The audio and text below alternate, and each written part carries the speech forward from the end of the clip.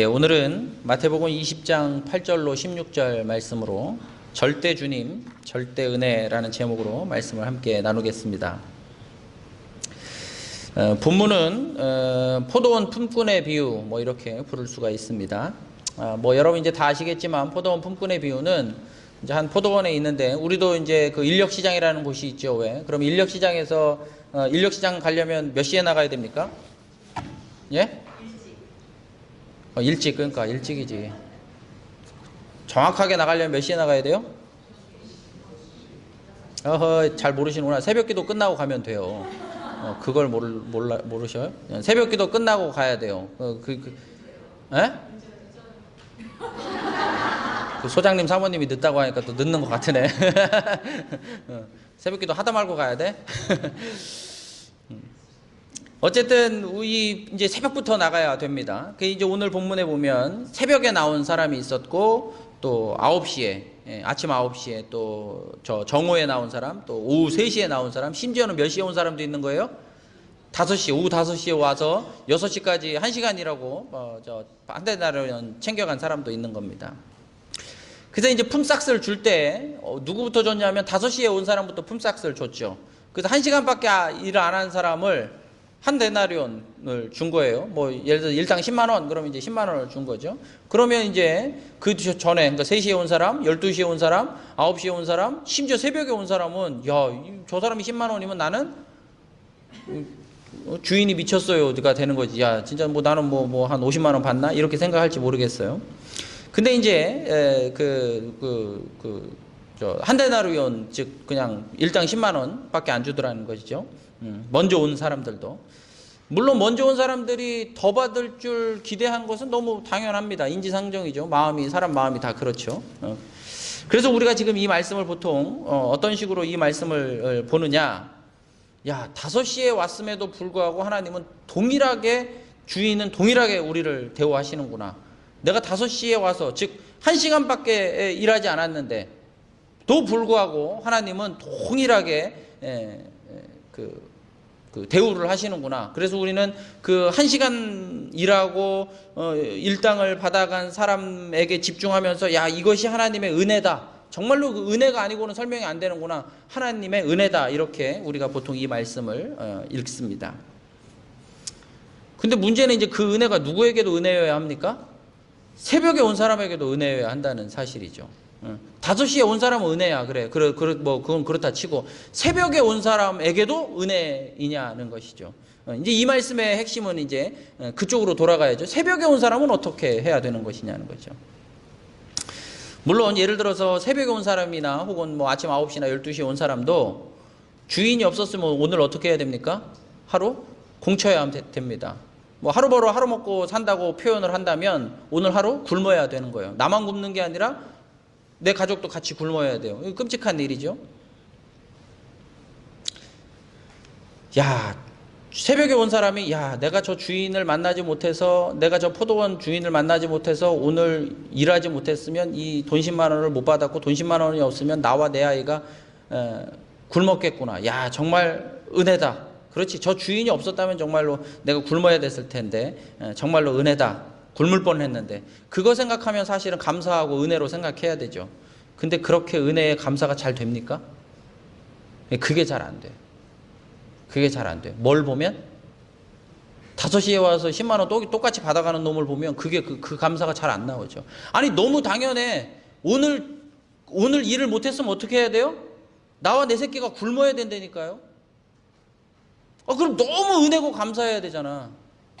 근데 5시에 와서 나보다 몇 시간 있는 일을 덜한 6-7시간은 일을 덜 한 얘도 동일하게 받아가는 꼴을 보면 내가 오늘 굶을 뻔했는데도 불구하고 주인으로 말미암아 그래도 하루를 내 자식과 굶지 않았다고 하는 것에 감사해야 되는데 그게 잘 안 된다는 거예요. 그 은혜가 잘 안 되죠.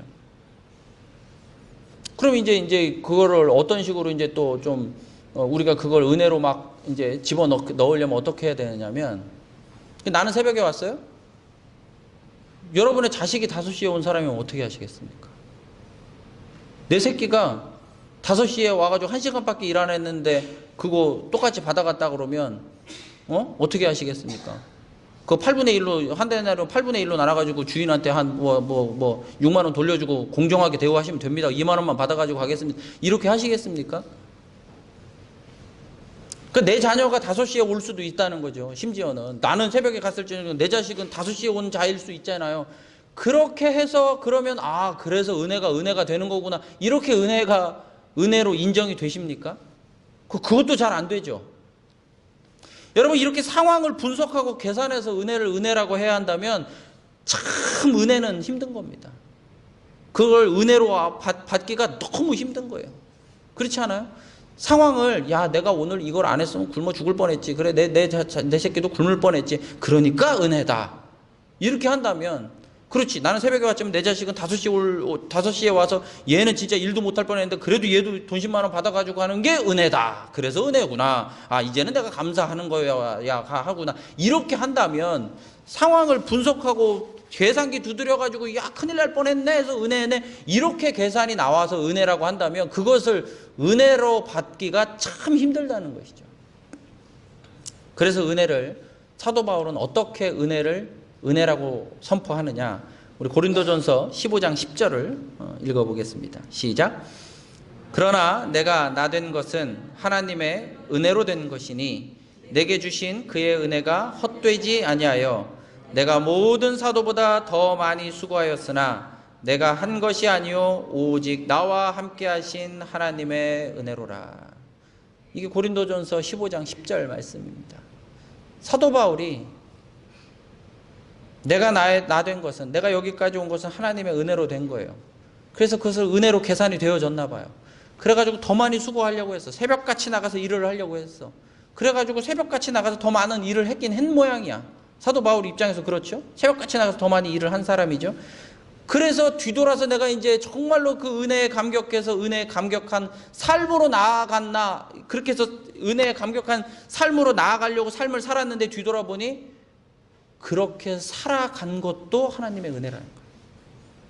다시 말하면 사도 바울의 은혜는 계산기 두드려서 분석해서 나온 은혜가 아니라 은혜에 압도돼서 살다가 뒤돌아보니 그 압도되어 산 것도 은혜더라는 거예요. 은혜가 끌고 가는 삶이더라는 거예요. 내 삶을 두드려 봤더니, 계산을 해 봤더니 은혜가 맞구나가 아니고 은혜가 사도 바울의 삶을 끌고 가더라는 거예요. 수십 년을. 여러분, 바울의 삶을 생각해 보면 30년 이상 죽도록 고생만 했습니다. 고생으로 따진다면, 그걸 고생으로 표현한다면 30년 이상 죽도록 고생만 했습니다. 결국엔 어떻게 해야 됐죠? 결국엔 로마에 가서 순교했습니다. 죽었어요. 그거를 분석해서 그래서 은혜구나. 여러분, 은혜를 분석하고 계산해서 내가 순교까지 가는 것이 맞구나 해서 가는 사람이 어디 있겠습니까? 그렇게 해서 갈 수 있는 사도 바울의 인생이 아니죠.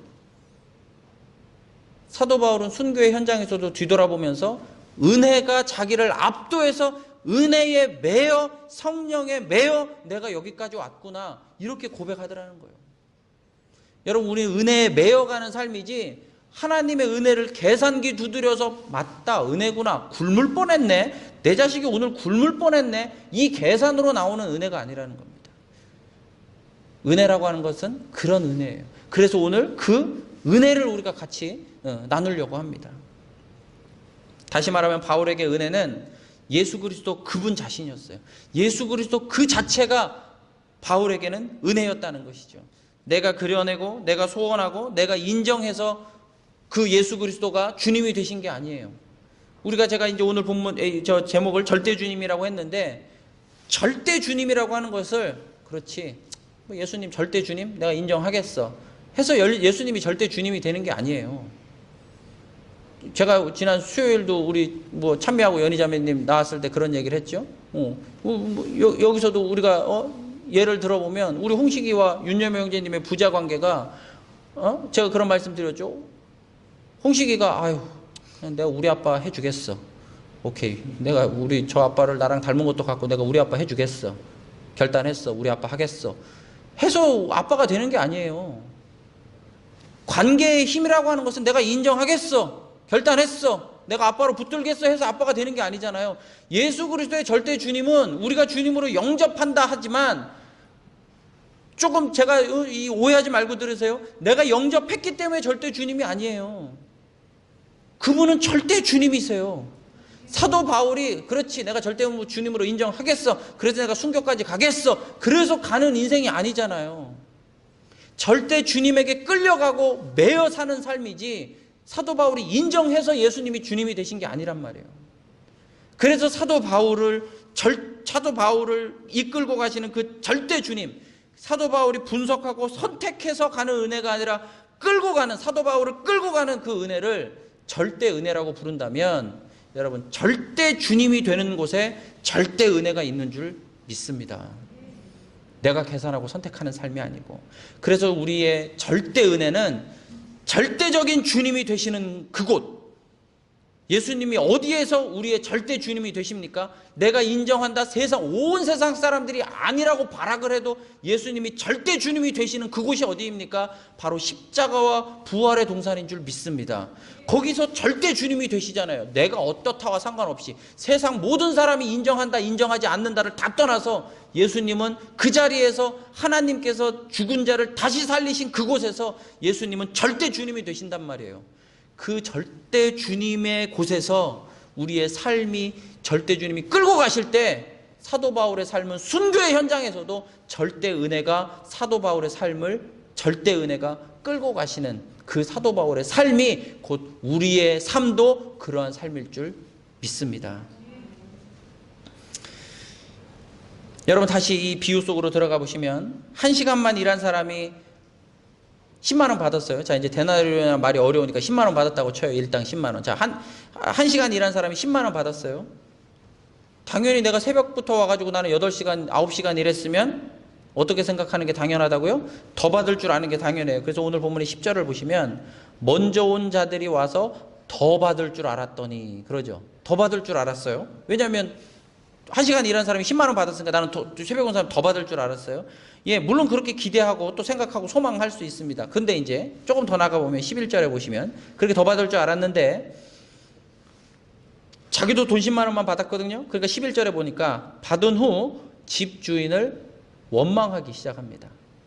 아, 더 받을 줄 알았다. 나 더 받을 것 같은데? 이런 소망은 너무 당연한데 이제 그것이 실제로 더 받지를 못하니까 주인을 원망합니다. 그리고 이제 12절에 보시면 나중은 이 사람들은 1시간밖에 일하지 아니하였거늘 그들을 종일 수고하여 더위를 견딘 우리와 같게 하였나이다. 같게 하면 된다 안 된다? 같게 하면 안 된다는 거예요. 주인을 원망하다가 이제 주인을 어떻게 해요? 가르쳐 훈계합니다. 당신 그렇게 하면 안 돼. 당신 그렇게 하면 안 되는 거야. 아니 얘는 1시간밖에 안 일했고 나는 10시간을 일했단 말이지. 근데 우리 이렇게 둘을 같게 한단 말이야? 그건 안 되는 짓이야.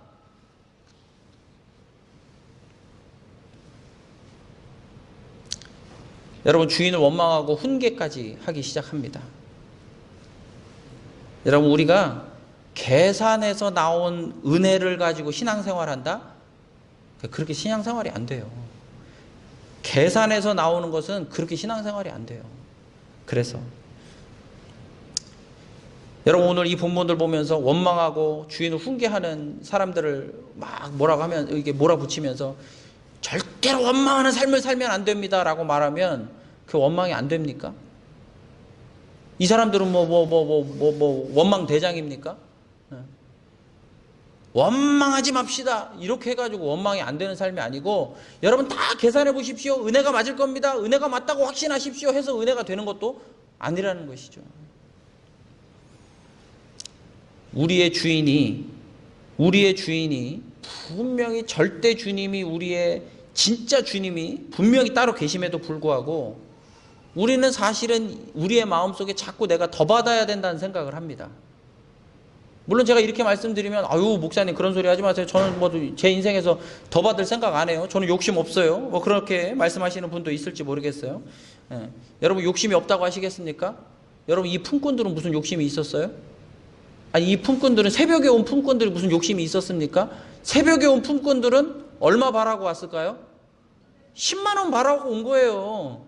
아니 무슨 욕심이 더 있어요? 아 내가 새벽에 가가지고 나는 50만 원 받아야지 그러고 온 게 아니라 아 이 사람들이 무슨 욕심이 있어요? 새벽에 나를 택해줘서 감사하지. 근데 중간에 뭐 하나가 딱 끼어들면서 품꾼이 욕심 없던 품꾼이 주인을 원망하고 주인을 가르치려 들기까지 한다는 것이죠. 우리의 삶이라고 하는 게 인간이라고 하는 것이 워낙에 자기가 주인 되어 살다 보니 내가 아무리 계산하고 내가 아무리 결단하고 내가 아무리 처음에 욕심 없다 할지라도 우리의 삶이 자꾸 내가 주인 된 방향으로 돌아갑니다. 그래서 우리는 욕심 없다고 하고 나는 원망하지 않는다고 해도 우리의 마음속에 다른 또 감정들이 들어오는데 그 다른 감정들이 예를 들면 뭐 근심하고 걱정하는 건 대표적인 일이고 아니 주님 계신데 왜 걱정해요? 제가 내가 예를 들어서 우리 집이 여러분 저 집 있으신 분들은 할렐루야지만 뭐 그래요. 내 집이 없어. 그러면 예를 들어서 내가 집이 없어. 그래서 내가 무슨 전세를 살든지 사글세를 살아.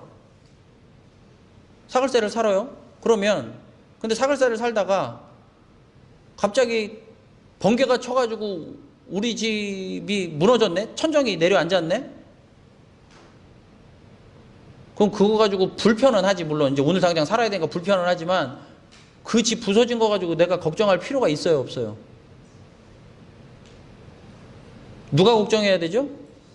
집주인이 걱정해야지. 아니 집주인이 걱정해야지 왜 내가 걱정해? 나는 이제 어떻게만 하면 돼? 주인한테 주인 가서 볶기만 하면 돼. 주인 가서 달달 볶으면 돼. 빨리 나 저 불편해 죽을 지경이니까 빨리 해결하라고. 근심 걱정을 할 필요가 없어요. 근데 우리는 근심 걱정을 달고 살아요. 왜 달고 살죠? 그 집을 사질 마셔. 아니 집은 사세요. 집은 사시는데 여러분 우리의 인생은 우리 주인이 아니란 말이에요. 근심과 걱정하는 것 자체가 내가 주인 되면 근심과 걱정이 시작이 돼요. 뭐 나는 욕심 없어요. 그냥 이대로 살면 좋아요. 그것부터가 주인인 거예요. 그 이대로 살지 못할 것 같으니까 자꾸 근심 걱정이 일어나잖아요.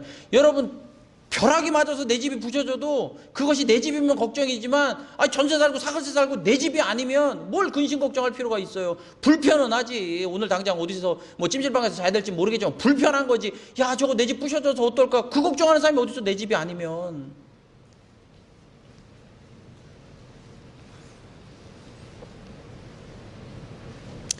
여러분 교만이라고 하는 것은 건방져지는 게 아니더라고요. 무슨 가수가 신인 가수 때는 막 90도로 인사하다가 막 인기 많아지니까 쟤는 인사도 안 하는 무슨 요즘에 연예인들이 그러죠. 저거 인기 있다고 인사도 안 그렇게 목이 막 굳어져 건방져지고 교만해졌다고. 그건 세상 기준이고 우리가 이 하나님 안에서의 교만은 건방져지는 삶이 아니에요. 그럼 건방져진다고 한다면 예를 들어서 어디 높은 데 가가지고 혹은 사업 대박 나가지고 돈 많이 벌어서 예전에는 그냥 막 이렇게 좀 형편이 안 좋을 땐 겸손하다가 그냥 막 갑자기 부자 돼가지고 교만해졌다 해서 그럴 걸 교만이라고 한다. 그렇게 교만을 따지질 않아요. 주님은 목이 굳어져서 건방져진 게 교만이 아니에요. 교만은 내가 주인 되는 것이 교만입니다. 그거는 많이 벌어서 교만한 게 아니라 아이야 땅 밑 저 바닥에 꺼져가지고 그냥 정말 죄송한 표현을 쓰자면 지질이 궁상을 떨고 살아도 내가 주인이면 하나님이 그거 교만하다고 하시는 거예요. 주인을 무시하고 사니까요. 진짜 주인이 있는데 자꾸 내 삶을 내가 걱정, 내가 근심, 내가 시험 들고 내가 풀렸다가 내가 쪼였다, 내가 긴장했다, 내가 풀렸다 그 모든 삶이 내가 주인 되는 삶이 그걸 하나님께서 이 성경이 말하기를 교만하다 말하는 겁니다. 그렇다고 해서 그러면 아까 말한 대로 우리가 무슨 마음에 그래 내가 예수님이 주님이니까 같이 한 데나리온을 받나 두 데나리온을 받나 10만 원을 받나 50만 원을 받나 기대도 소망도 없이 그냥 그냥 사는 게 인생이니까 살아갑니다. 그냥 하루 숨쉬고 사는 거죠. 밥 세 끼 먹고 이렇게 살아간다? 소망도 아무런 비전도 없이 살아간다? 그런 의미가 아니에요. 아까 말했듯이 얘 더 받을 줄 기대하는 거? 그거 당연해요. 더 받을 줄 기대할 수도 있겠죠. 기대하죠. 내가 더 열심히 일했으면 더 받을 줄 기대하죠. 여러분 열심히 공부하세요. 학생들. 그 열심히 공부해가지고 조금 더 나은 세상, 조금 더 나은 삶을 꿈꾸세요. 그거를 교만하다, 죄다 그게 아니에요. 그러나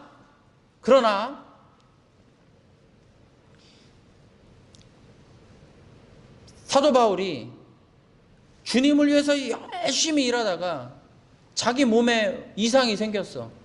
그래서 내 몸에 이 가시와도 같은 이것을 좀 주님 앞에 해결해 달라고 빌어요. 주님 앞에. 그래서 3번을 주님 앞에 간구하는데 주님이 대답이 뭐라고 하세요? 내 은혜가 너에게 족하다. 고린도후서 12장에 내 은혜가 너에게 족하다. 그때 바울이 내가 주인이면, 자기는 더 받을 줄 알면, 내가 열심히 일했는데 자기가 더 받을 줄 알면 원망을 하든 근심을 하든 두려워하든 고민을 하든 그렇게 시작이 되겠죠. 근데 내 은혜가 너에게 족하다 할 때 사도 바울은 아멘이에요. 그게 아멘이에요. 아우, 괜히 무슨 뭐 동화책처럼 생각하지 마세요. 그거를. 사도 바울에겐 진짜 그냥 아멘이었단 말이에요. 왜냐하면 그 인생은 전세 들어 사는 거거든요. 바울은 사글세 들어 사는 거거든요. 자기가 주인이 아닌 게 너무 실제거든요. 자기가 의식해서 그렇지, 까짓거 내 머리털 하나도 이게 빠지고 뭐 내 머리털 하나 하얗게 검적게 할 수 없지. 주님이 맞지? 그렇지. 내가 그렇게 결단하기로 해서 내 은혜가 너에게 족하다 하면 아우 오케이 내가 그걸 받아들이기로 했어. 접수했어가 아니고 실제로 자기의 인생의 주인이 누구인지를 그는 봐버렸단 말이에요. 그것이 실제였단 말이죠. 그래서 내 은혜가 너에게 족하다가 진짜 아멘이었어요. 바울에겐. 그리고 그 아멘은 우리에게도 동일한 아멘이 되는 줄 믿습니다.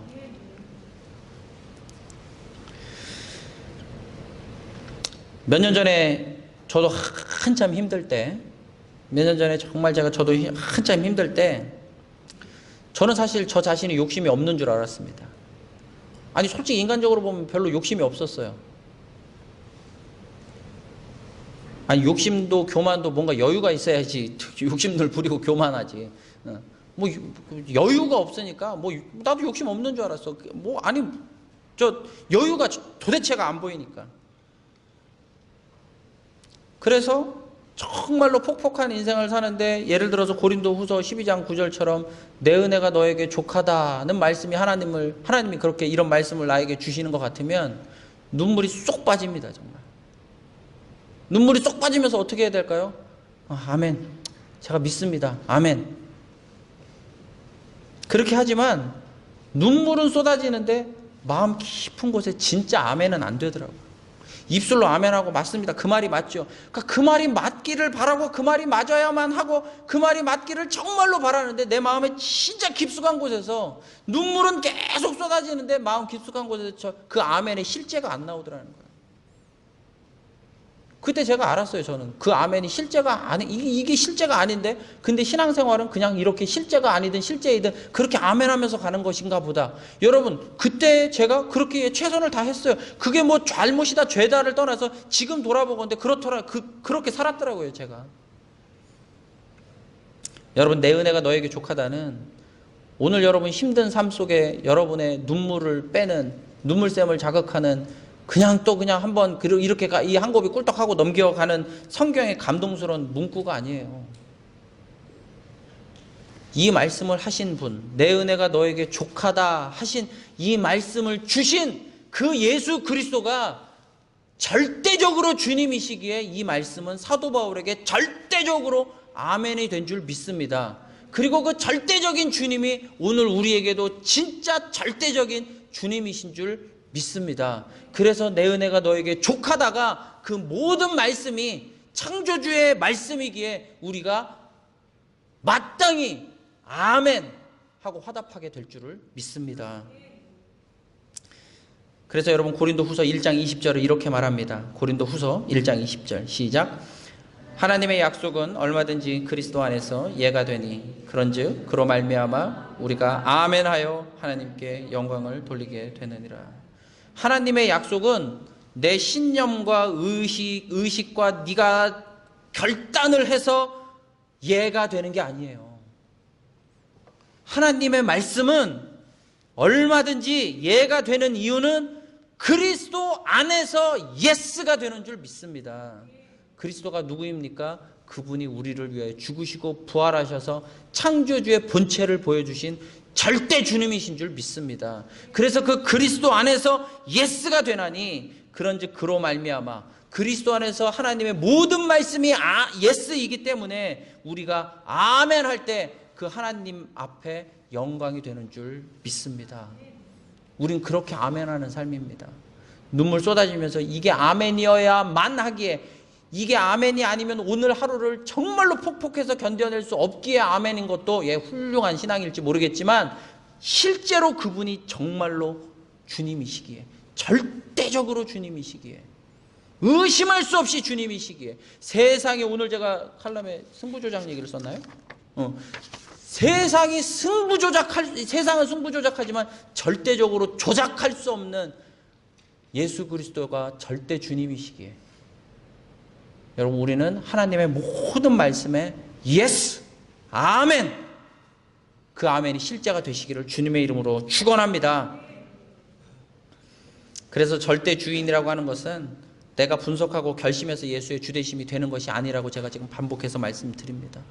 내가 결심하고 내가 분석해서 나오는 것이 아니라 친자 관계라는 거예요. 친자 관계. 친자 관계예요. 친자 관계. 아까 홍식이하고 비유를 들었지만 친자 관계예요. 거기에서 나오는 게 진짜 힘이 있잖아요. 내가 아무리 내가 나를 닮은 것 같은데, 내가 저 양반 나랑 되게 닮은 것 같은데, 여러분, 그렇게 해서 친자 관계가 되는 게 아니잖아요. 그렇게 해서 그 관계에 힘이 생기는 게 아니잖아요. 친자 관계, 진짜 친자 관계, 머리털 하나 뽑든지 혓바닥 한번 긁어가지고 나오는 진짜 친자 관계, 거기서 진짜 관계의 힘이 나오죠. 부활의 동산은 그 친자 관계를 하나님이 조작할 수 없는 증거로 주신 부활의 동산, 하나님의 증거란 말이에요. 거기서 우리는 절대 주님을 바라봅니다. 그리고 그 절대 주님이 되는 곳에서 우리가 창조주가 우리를 만드신 피조물이라는 것을 알게 됩니다. 그리고 그 창조주를 붙들 때 그 절대 주님 속에서 우리가 예수를 주로 믿는 것입니다. 그래서 우리가 늘 읽지만 로마서 14장 9절 읽어보겠습니다. 시작. 이를 위하여 그리스도께서 죽었다가 다시 살아나셨으니 곧 죽은 자와 산 자의 주가 되려 하심이라. 여러분, 어떻게 주님이 정말로 절대 주님이라고요? 세상이 조작할 수 없는, 그가 죽으셨다가 다시 살아나심으로 말미암아 우리의 완전한 주님이 친자 관계를, 우리가 어렴풋도 잘 몰랐던 그 친자 관계가 조작할 수 없는 증거의 동산에서 하나님의 우리의 완전한 주님이시다, 그리스도가 우리의 진짜 주님이시다, 절대 주님이시다, 이것이 확증되는 줄 믿습니다. 여러분, 그 절대 주님께서 우리를 위해서 하신 일이 뭡니까? 그게 십자가예요. 십자가가 다른 게 아니고 그 절대 주님이 우리를 위해서 행하신 일이 십자가예요. 십자가도 내가 정말 놀라운 은혜구나, 놀라운 사랑이구나를 내가 분석해서 내리는 게 아니고요, 하나님의 부활의 동산, 증거의 동산에서 십자가를 바라보니 절대 주님이 나를 위하여 기꺼이 이 땅까지 내려오셔서 당신의 목숨까지 던져서 우리를 위해 당신의 보혈을 흘려주신 그 십자가가 우리에게 진짜 은혜가 된다, 이 말입니다. 그래서 절대 주님이 확증되는 곳에 절대 은혜가 확증되는 줄 믿습니다. 그래서 절대 주님이고 절대 은혜예요. 절대 주님이 확증되는 곳에 절대 은혜가 시작된단 말이에요. 내가 계산하고 분석하는 것이 아니고. 그럼에도 불구하고 여러분, 이 비유의 시작은, 사실은 우리가 이 비유를 보통 무슨 비유라고 부르냐면 포도원 품꾼의 비유인데, 포도원 품꾼의 비유는 뭘 나타내시기 위한 비유입니까? 1절에 보시면 뭐라고 나오죠? 천국은 마치, 이렇게 시작하죠. 이 포도원 품꾼의 비유는 결국에는 뭐에 대한 비유예요? 천국에 대한 비유예요. 천국은 마치. 근데 이제 1절을 잘 보세요. 다시 한번 1절을 보세요. 천국은 마치 품꾼을 얻어 포도원에 들여보내려고 이른 아침에 나간 집 주인과 같으니. 천국은 지금 뭐와 같다는 거예요? 좀 국어를 좀 해보세요. 국어를. 자, 천국은 마치 뭐와 같다는 거예요? 집 주인과 같다는 거예요. 우리가 자칫 생각하면 뭐와 같다고 해야 돼요? 천국은 이 포도원과 같으니, 이래 해야 되는데, 아니, 이 포도원이 아니고 천국은 뭐와 같대요? 그 포도원의 주인 같다는 거예요. 주인 같다는 거예요. 여러분, 천국이 황금길이 황금길과 꽃대궐의 그러니까 천국에는 모든 길이 황금길이고 모든 집이 꽃대궐인 것을 믿습니까?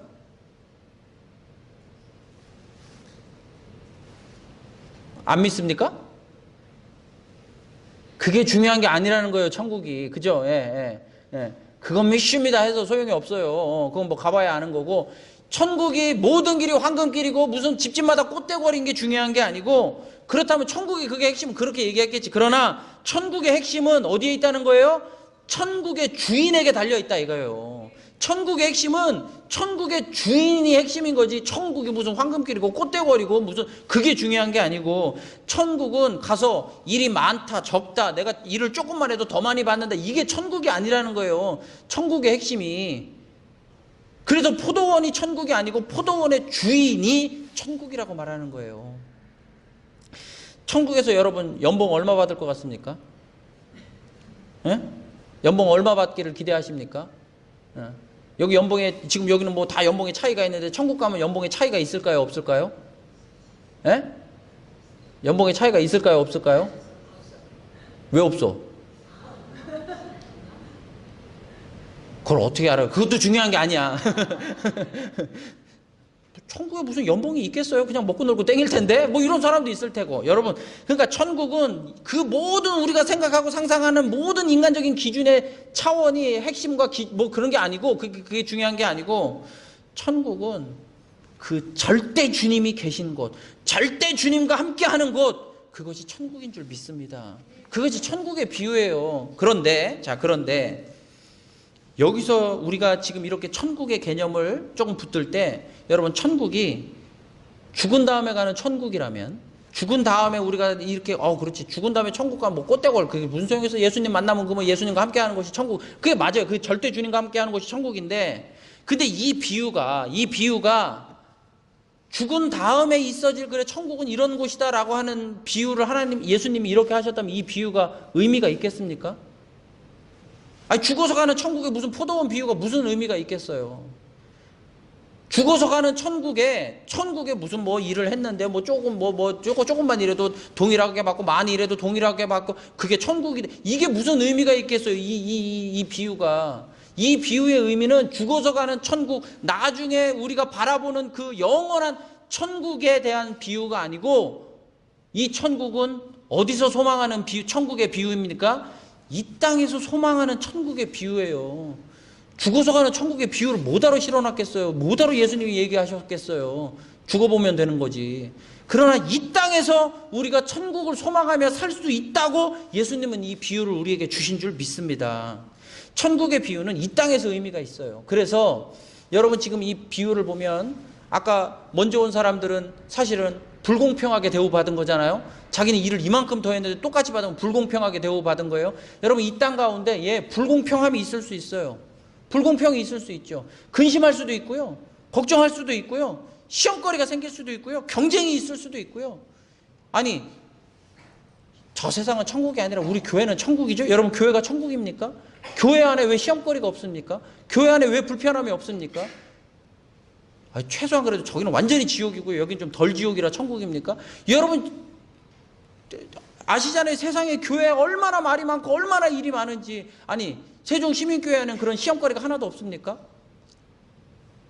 하다못해 요즘에 문지웅 목사가 맨날 그냥 자꾸 그냥 눈치 보이게 자꾸 말씀 기록하라고 막 자꾸 그냥 닥달하지. 그거 왜 자꾸 그냥 그걸 자꾸 시키는지 모르겠다고 하고 그거 해봐야 소용도 없는 거 왜 이렇게 하는지 모르겠다고 하고 이거 누가 알아주냐고 하고 이런 시험거리가 생길 수도 있어요. 아니 우리 교회 내에 저도 모르는 저가 모르는 일이 더 많을 수 있죠. 목장 안에 무슨 갈등이 있을 수도 있고 교회 오는 게 귀찮을 수도 있고 뭐 이거 왜 저 집사님은 이딴 소리 하는지 모르겠다. 이런 일들이 왜 교회 안에 없겠어요? 왜 교회 안에 불공평이 없겠습니까? 교회 안에 한마디로 말미암아 누군가의 한마디로 말미암아 왜 상처받는 일이 왜 없겠어요? 그래서 우리는 소망합니까? 죽어서 가는 천국을? 아니요. 예수님은 죽어서 가는 천국으로 포도원의 비유를 하신 게 아니에요. 그 불공평과 시험거리가 있고 뭔가 마음에 안 드는 것이 있고 상처와 쓴뿌리가 있는 바로 이 땅 가운데 예수님은 천국을 사모하라는 것입니다. 그래서 이 땅 가운데 천국의 주인이 이 땅에 오셨다 가신 줄 믿습니다. 여러분, 이 땅 가운데 우리가 살아가는 이 시험거리 많고 근심거리 많고 지지고 볶고 사는 이 땅 한복판에 예수님이 천국을 보여주신 줄 믿습니다. 그거 위해서 예수님이 천국의 주인이 이 땅에 오셨다는 거예요. 이 땅에 오셨다 가시는 거예요.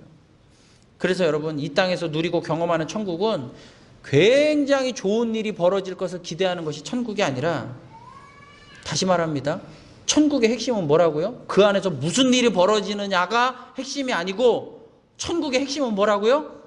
주인. 절대 주인하고 함께 있으면 이 땅 가운데 무슨 일이 벌어져도 그것이 천국인 줄 믿습니다. 그게 아닌 것 같죠? 그게 아니라고, 아닌 것 같고 자꾸 내 삶의 문제만 자꾸 매몰돼서 살기에, 아이야, 천국의 주인이 이 땅에 오셨다 가셨다니까요.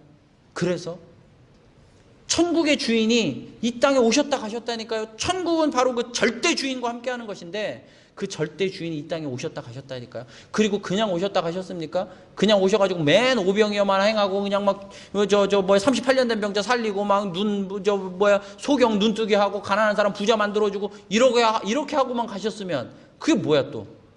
아니요.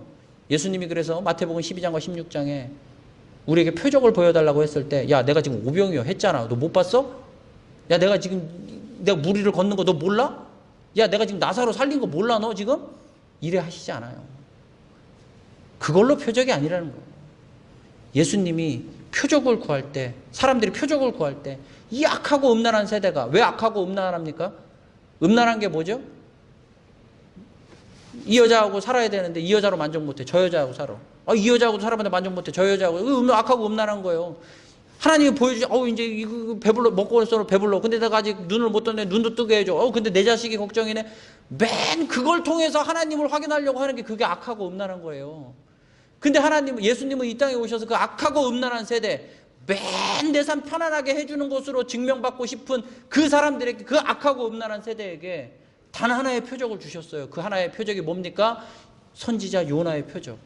십자가에 죽고 죽은 자가 3일 만에 다시 살아나는 그 놀라운 하나님의 증거가, 그 표적이 모든 이에게 믿을 만한 증거로 주신 표적인 줄 믿습니다. 그래서 그 절대 주님이 확증되는 곳에, 천국은 바로 그런 곳이구나. 그 주님이 함께 하시는 것이구나. 죽어서 나와 함께 하시는 것이 아니고, 죽어서 많이 함께 하시는 것이 아니고, 이 땅 가운데 오셨다 가심은 이 땅 가운데서 그 절대 주님이 나와 함께 하시는 것이구나. 근데 그 절대 주님이 나와 함께 하신다는 것은, 나를 위해 죽으실 만큼 나를 사랑하시는 것이구나. 절대 주님이 나를 위하여 죽으셨구나. 그것이 실제구나. 친자 관계구나. 그래서 절대 은혜구나. 그래서 여기가 이 삶 속에서, 내 삶 속에서 어떤 불공평과 시험거리가 있더라도 절대 주님이 계시기에 천국이구나. 그 천국이 우리에게, 여러분에게, 우리 교회 안에 실제가 되어지기를 주님의 이름으로 축원합니다. 그 증거가 여러분, 사도 요한의 반모섬을 안 가봤지만 우리 한번 진짜 돈 모아서 가보자고요. 여러분, 사도 요한이 반모섬에 유배되고 카타콤에 그 동굴 속에서 지낼 때, 거기 천국입니까? 거기가 천국이에요? 여러분, 우리 여기 지금 여기 창밖에 보시면 지금 나가면 뭐예요? 나가면 지옥이야 지금. 오휴, 나가면 지옥. 여기는 여긴 천국이지. 여기는 에어컨 나오고. 여러분, 사도 요한이 반모섬에서 박박 기고 살 때 거기를 천국이라고 할 수 있겠습니까? 거기가 어떻게 천국입니까? 카타콤에서 촛불 하나 켜놓고서 정말 굳은 빵을 나눠 먹으면서 거기를 어떻게 천국이라고 하냐고요. 그럼 나중에 갈 천국만 바라보고 살았겠습니까? 아니요. 천천만만의 말씀입니다. 예수님이 사도 요한에게 분명히 그 천국을 보여주실 때, 사도 요한이 카타콤에서 반모섬에서 촛불 하나 켜놓고 드리는 그 예배가, 제가 늘 말씀드리죠. 계시록 4장에 사도 요한을 하늘로 올라오라, 이리로 올라오라.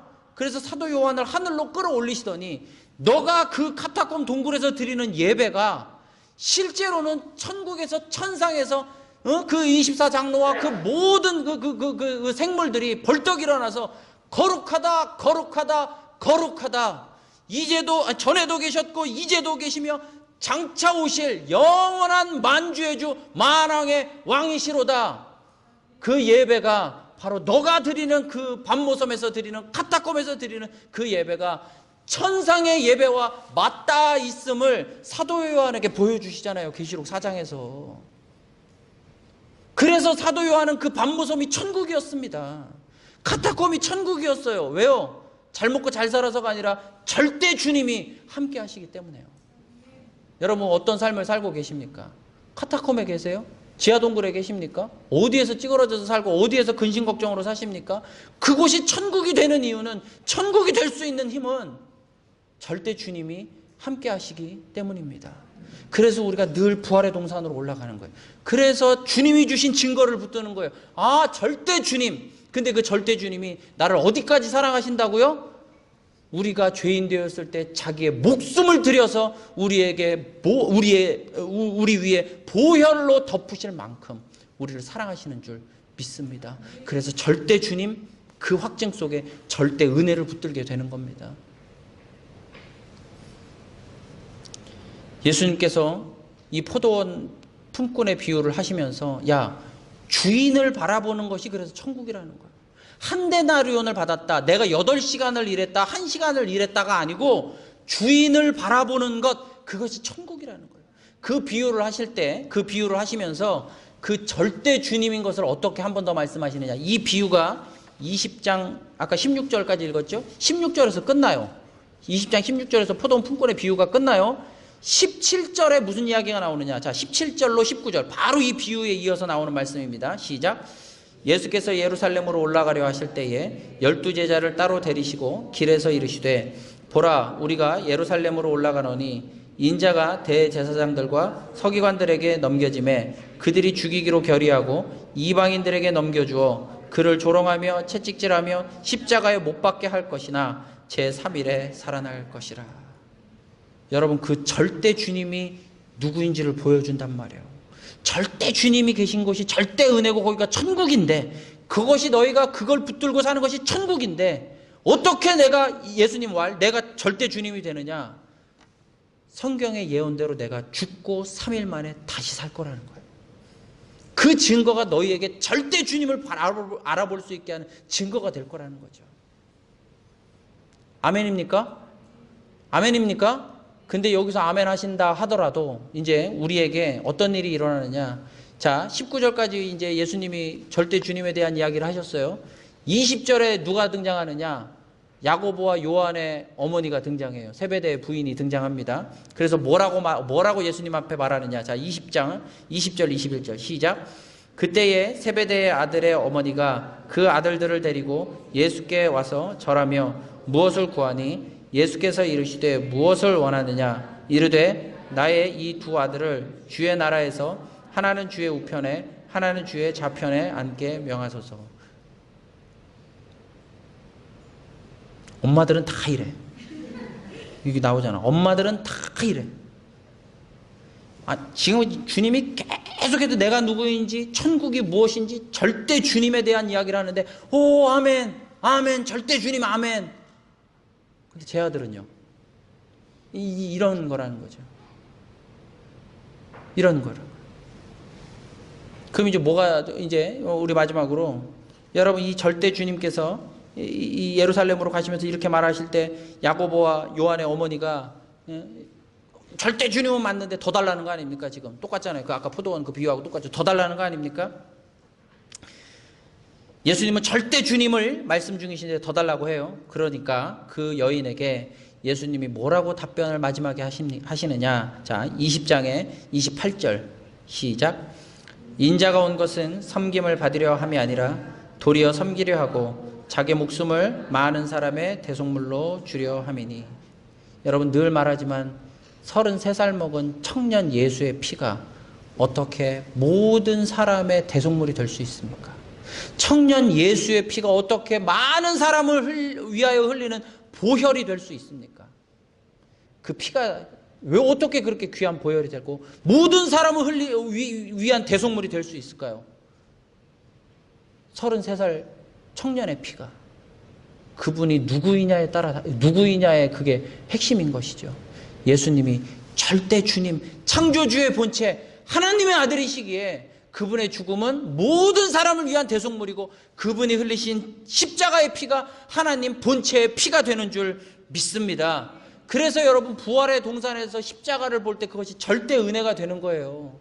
절대 은혜를 바락바락 내 마음으로 막 감동을 불러일으키는 것이 아니라 절대 주님이 확증이 될 때 십자가를 골고다의 십자가를 바라보면 그것이 절대 은혜가 되는 겁니다.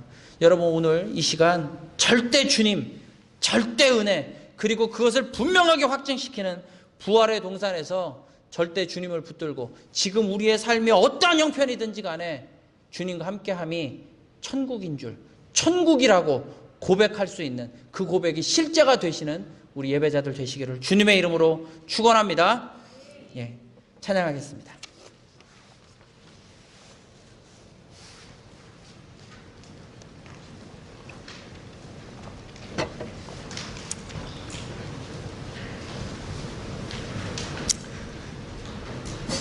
우리가 얼마나 많이 일했고 내가 지금 얼마를 벌고 있으며 내 처지가 어떻고 내 자녀의 처지는 어떻다 그런 거하고 전혀 상관없이 부활의 동산에서 예수 그리스도를 보시고 골고다 십자가 그 피가 하나님 본체의 피임을 우리가 증거로 받을 때에 우리의 처지와 형편과 지금의 여건과 전혀 상관없이 내가 몇 데나리온을 받았는지 얼마나 일했는지 앞으로 무슨 일이 닥칠지 전혀 상관없이 지금 이곳을 우리는 천국이라고 고백할 수 있습니다. 절대 주님이 우리와 동행하시는 우리의 삶의 자리가 천국인 줄 믿습니다. 여러분 이 삶으로 정말로 우리가 고백할 때 오늘 이 찬양이 우리에게 실제가 되는 고백이 되시기를 바랍니다.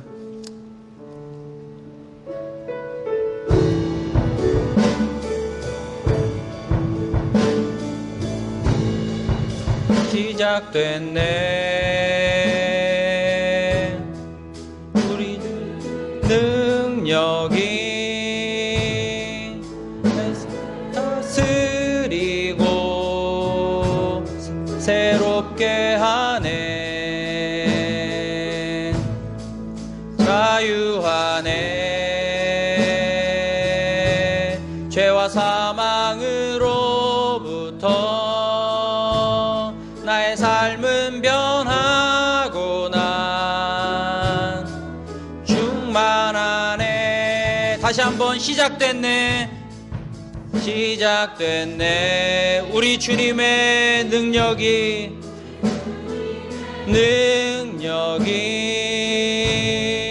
삶을 다스리고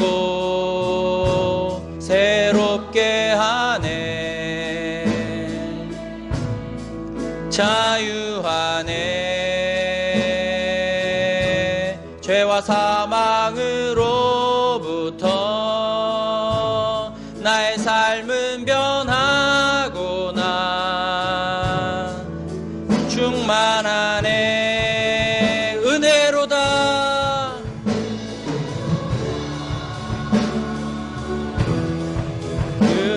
은혜 한량없는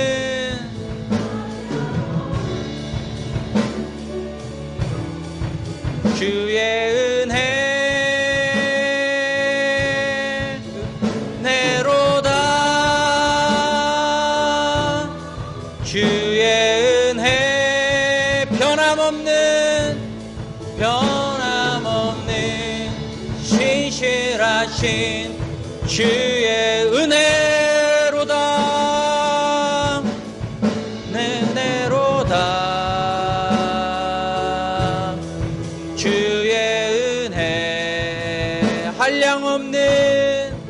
한량없는 주의 은혜 은혜로다. 아멘. 주의 은혜는 변함없고 신실하신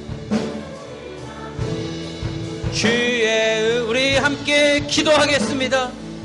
오 주님, 부활의 동산에서 주님을 바라봅니다. 절대 주님을 바라봅니다. 그리고 절대 주님, 나를 위하여 죽으신 절대 주님의 그 죽으심이 십자가가 절대 은혜임을 붙듭니다. 내 삶의 형편과 처지와 전혀 상관없이 나는 주님과 동행하기에 천국을 살아갑니다. 주여 역사하여 주옵소서.